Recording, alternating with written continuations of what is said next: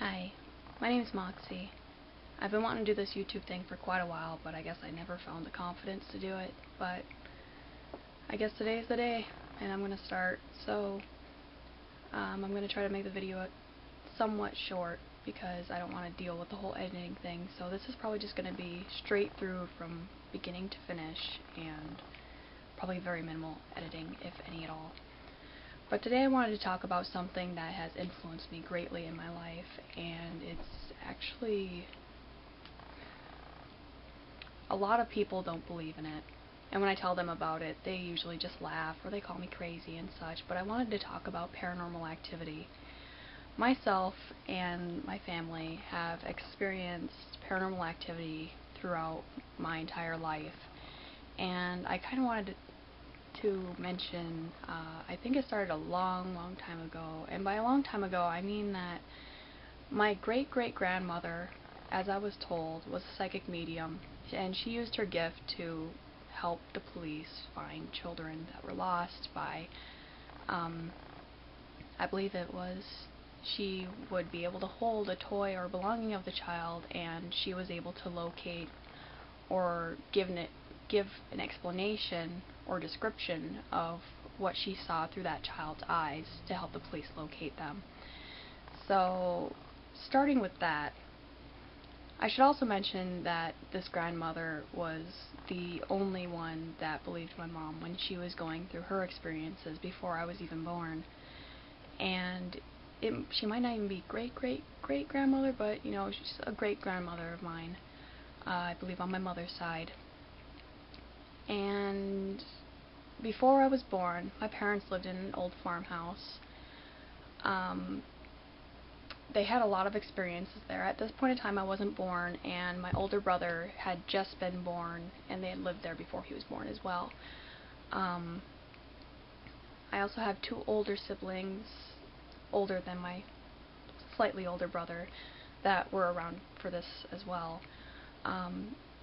What my parents told me about this farmhouse was that weird things would happen all the time, and my dad never wanted to believe it because he was somewhat a skeptic for quite a while, but needless to say, he's quite the believer now. My oldest brother used to have these horrible nightmares and say that he saw this man that was only about 2.5 or 3 feet tall, but he looked like he was mixed with a goat. And by that I mean below the waist was black fur and hooves, and he had horns. Sorry, the cat just bumped this.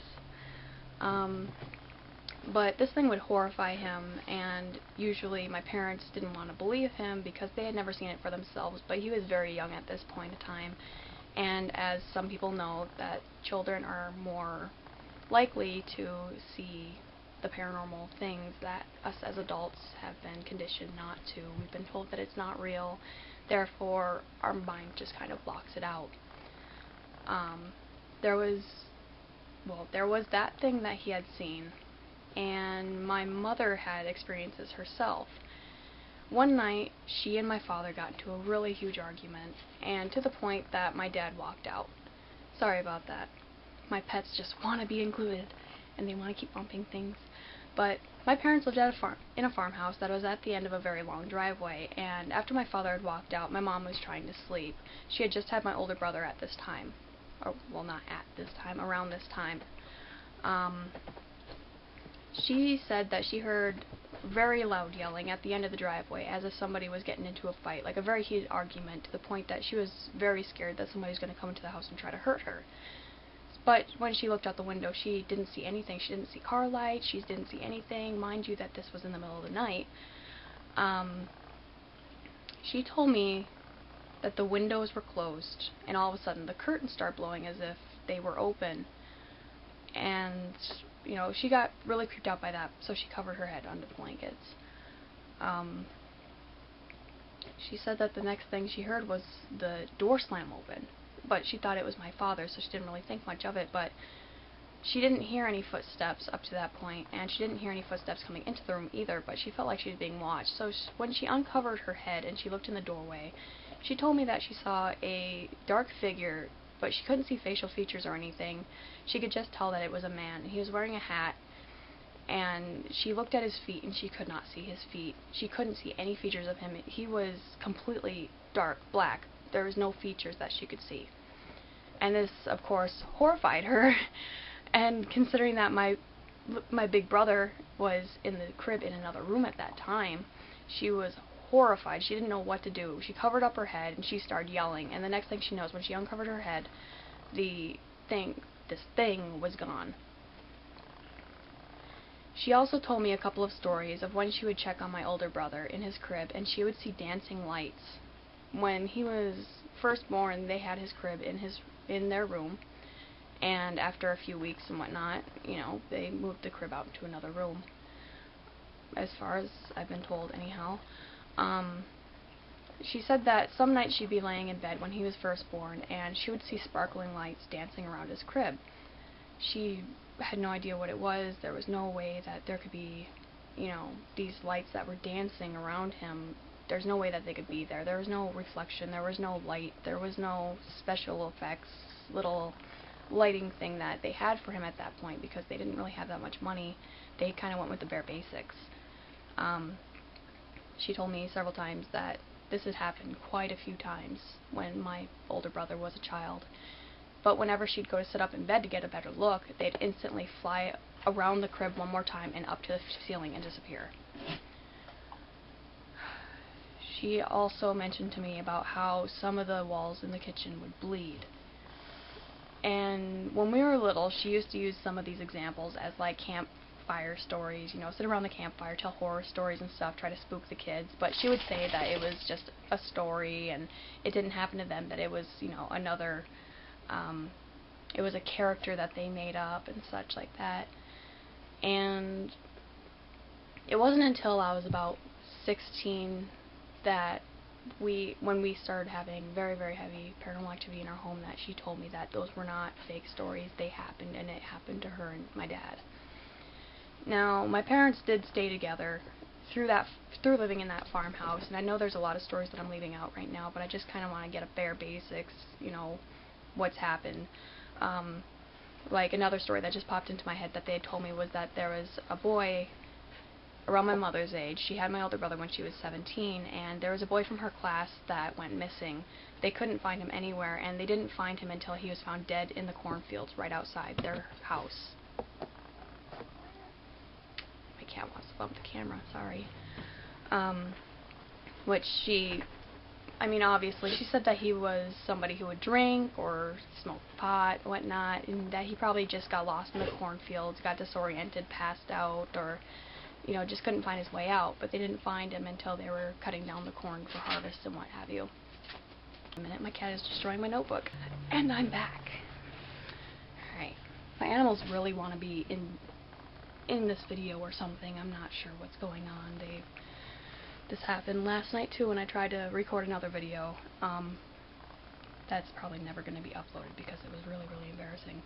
Anyway. Excuse me. When they lived in the farmhouse, my parents they fought constantly. They fought like cats and dogs, and they just couldn't get along no matter how hard they tried. There was always something. And it wouldn't even necessarily be over anything at all. It'd just be very sudden anger spikes and such. The only person that believed her, as I mentioned before, was my grandmother, who was the psychic medium. And around this time, she would come around and talk to my mom about what was going on and try to comfort her, tell her she's not alone and that, yes, you're not crazy, this is really happening, you guys need to find a new place to live. My grandmother at that point told her a story about when my grandmother was talking about when a couple of years prior to this, when her brother was very, very sick and ended up passing away in the hospital.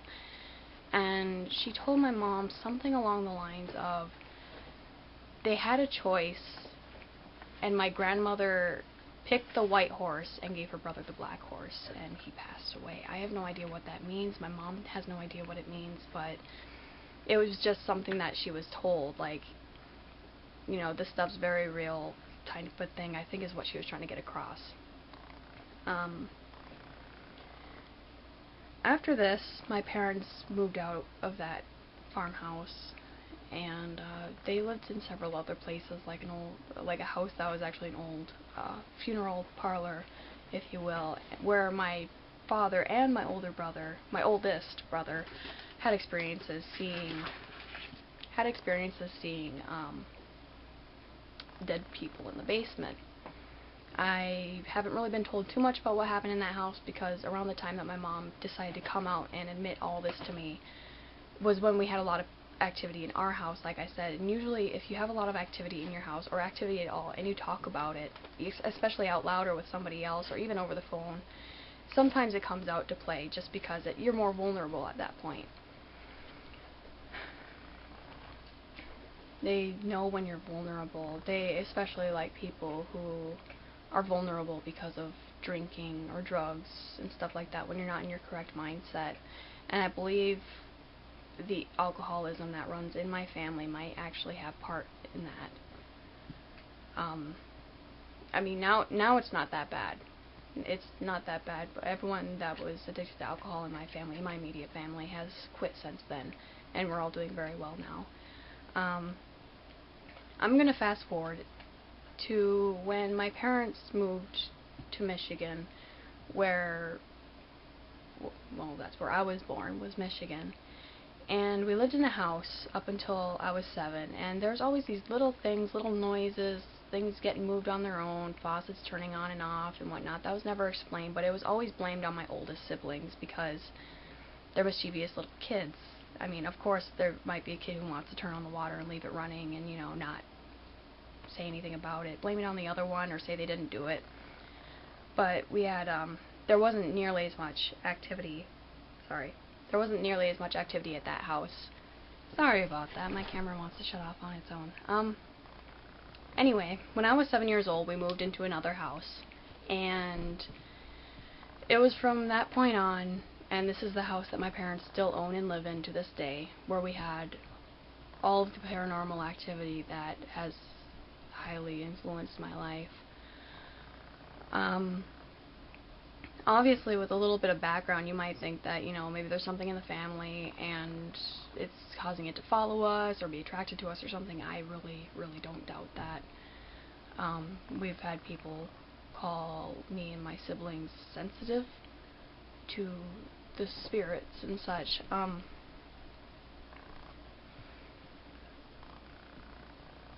But really, I'm not sure. The first couple of experiences that happened in the new house was, we were all very little. I have an older sister, 2 older brothers, and 2 younger brothers. Well, actually, 2 older brothers, 2 younger brothers. I'm a middle child, but that's a story for another time. Anyway, we all lived in this new house. We were very young, especially my little brothers, who were only about 3 or 4 at this time. Most commonly, if a child has a nightmare, they'll go to their parents and ask to sleep with them in their bed or sleep in their room with them. So that's frequently what my little brothers did.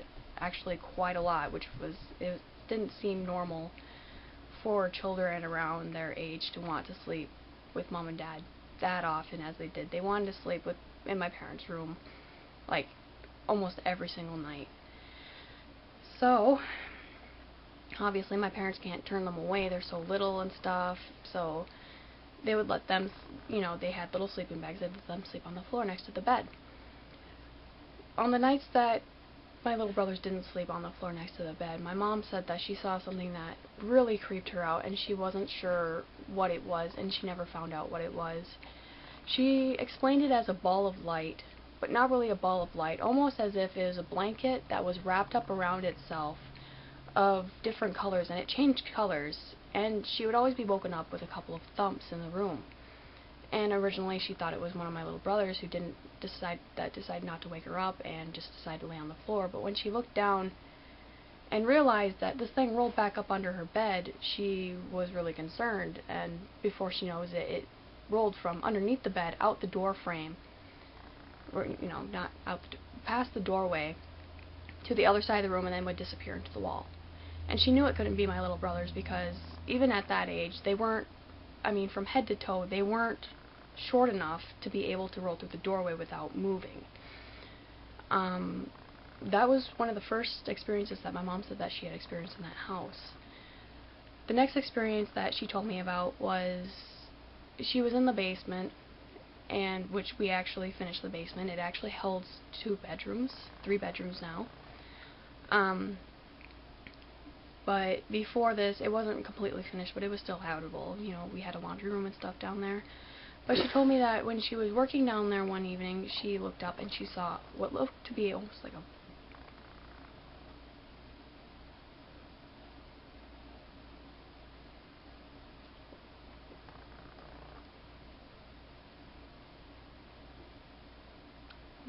vortex on the ceiling, almost like a galaxy and a black hole spinning on the ceiling.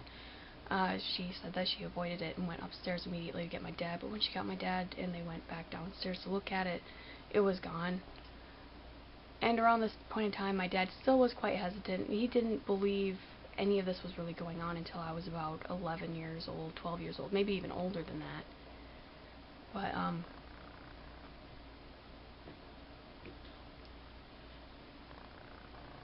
which that wasn't the only time that we had experiences with this same vortex. My older brother the same one who had the lights dancing around his crib as a child, when he would sleep at night, he would also see this vortex and had woken up on several occasions in the middle of the night screaming, and when asked what was wrong, he said that he was sleeping and he woke up to the vortex pulling him in, and which had pulled him out of bed. He was always on the floor when he would be screaming about this, and everyone just thought, you know, it was just a nightmare and he fell out of bed, and, you know, it happens, you know, younger kids, especially under 10 years old, it just happens sometimes. But,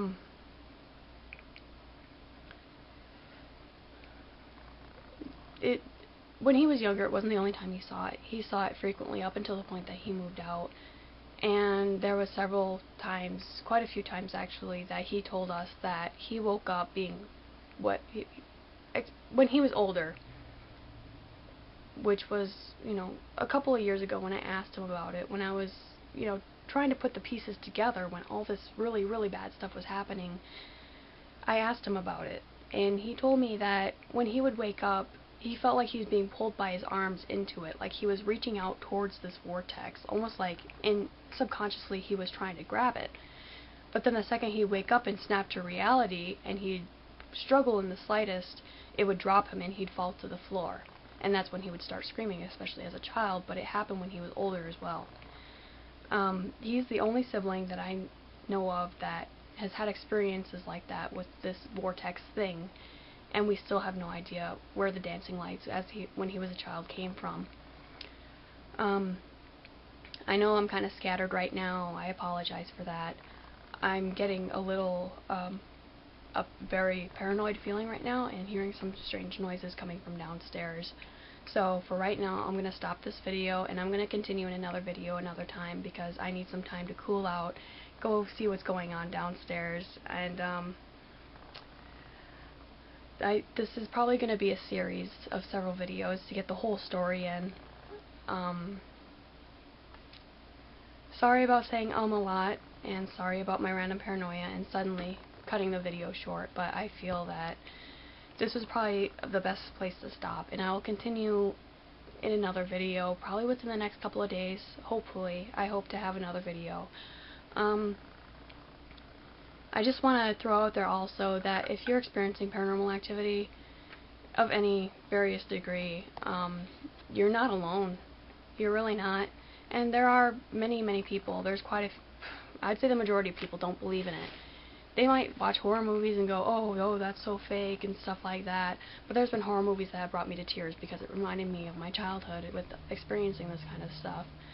I'm not sure what the policy is about giving contact information, but I hope to include my email in the description of this video, so anybody who's having concerns about this can either comment on this video or send me an email if you'd like to discuss it, because I just want to be a support for other people who might be going through this right now. I've experienced this all already. I'm used to it.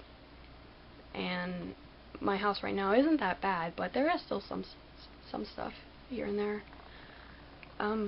So I just want you guys to know, you know, I support you. I want to help as much as I possibly can, and I will continue my stories in another video, and I hope to just talk to you guys again soon. And thanks so much for watching my video. Hopefully I'm not too socially awkward in this one, but alright, thanks guys. I'll talk to you next time.